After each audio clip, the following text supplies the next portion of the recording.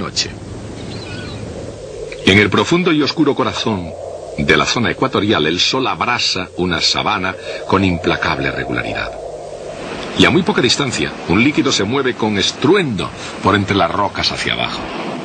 Ciertamente, desde el principio, a través de ella y hasta sus confines, la propia Tierra es una gran máquina, una fábrica que nunca deja de funcionar, que nunca hace una pausa ni se pone en huelga.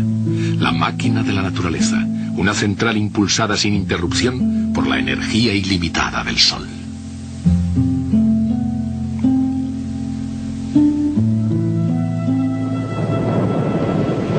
Tanto los vientos alisios de los grandes océanos, como los motores diésel de los grandes barcos que los surcan, todas las máquinas funcionan porque el calor en movimiento puede poner en movimiento a la materia.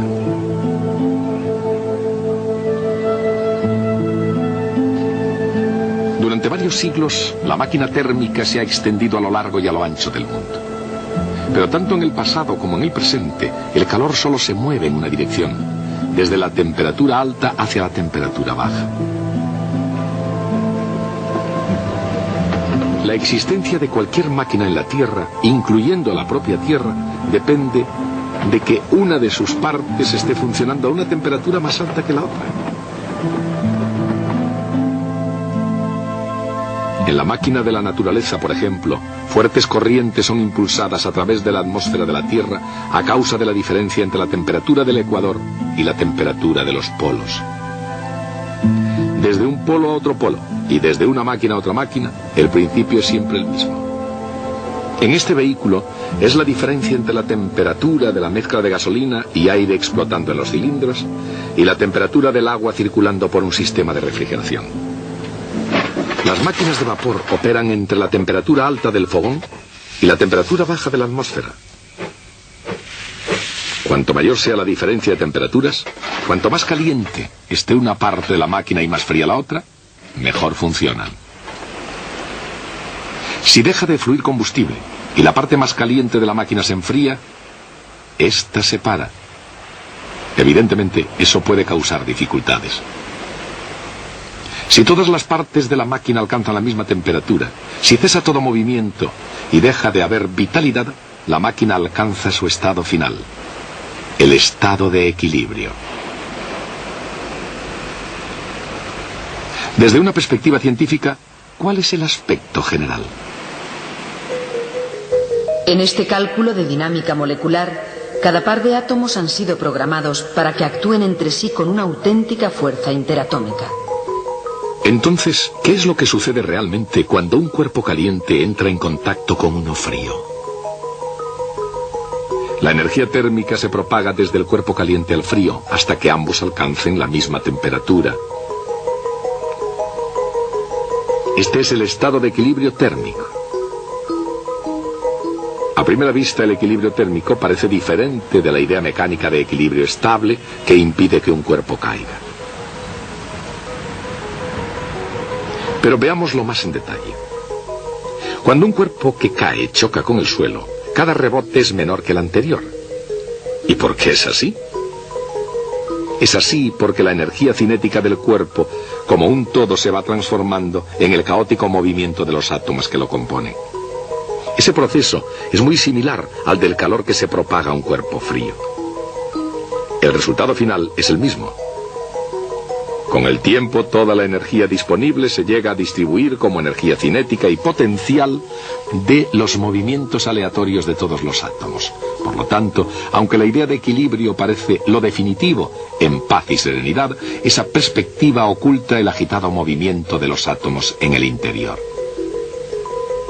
Así que entender el equilibrio es cuestión de perspectiva, de mirar más dentro y más allá.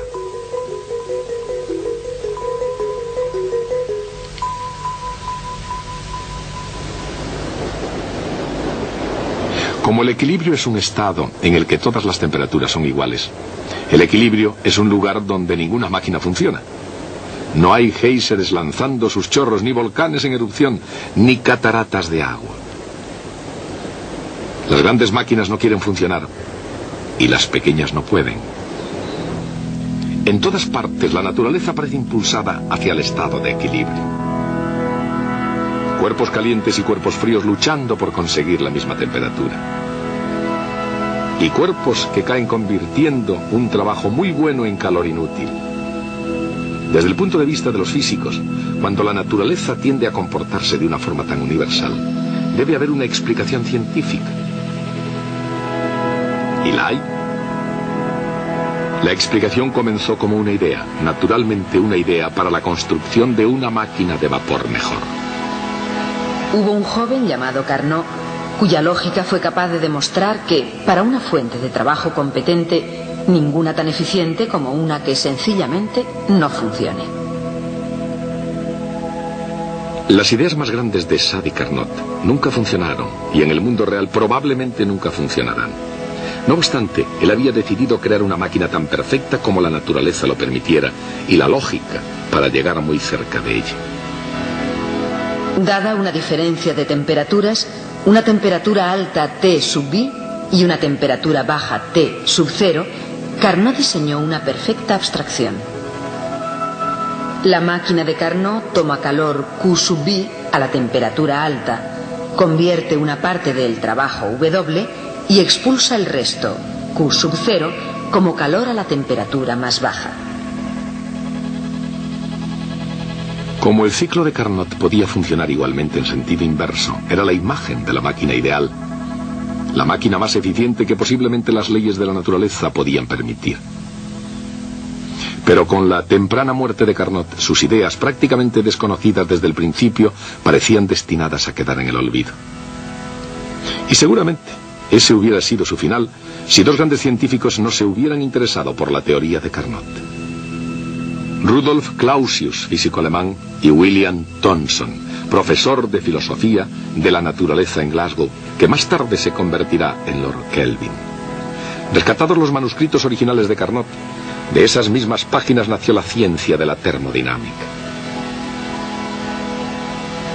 En el razonamiento de Carnot, Clausius y Thomson observaron un hecho asombroso. Lo vieron en términos de una simplicidad matemática asombrosa.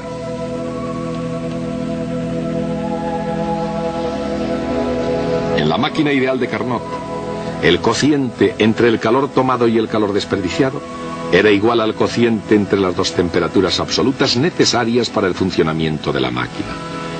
Dicho en otras palabras, este era el ideal que procedía de la imaginación de Carnot. Lo que entra sigue siendo lo mismo al salir. Pero si no es el calor, ni es la temperatura, ¿qué es? El calor dividido por la temperatura a la que fluye. Y según Clausius, eso es la entropía. En una máquina de Carnot, una cierta entropía entra a temperatura alta, realiza su trabajo y la misma cantidad de entropía sale a temperatura baja. O sea que una máquina ideal no solamente conserva la energía, conserva también la entropía. Eso es el ideal. Pero, ¿qué pasa en la realidad? En el mundo real. ¿Qué sucede realmente con la máquina jadeante y rechinante? Por un lado, todas las máquinas conservan la energía. El trabajo es igual a la diferencia entre el calor que entra y el calor cedido. Pero, utilizando las mismas temperaturas, la máquina real produce menos trabajo que la máquina ideal de Carnot. Realiza menos trabajo y desprende más calor. Así, aun cuando la entropía que entra pueda ser la misma que en la máquina de Carnot, la entropía que sale es mayor. Eso es un hecho asombroso.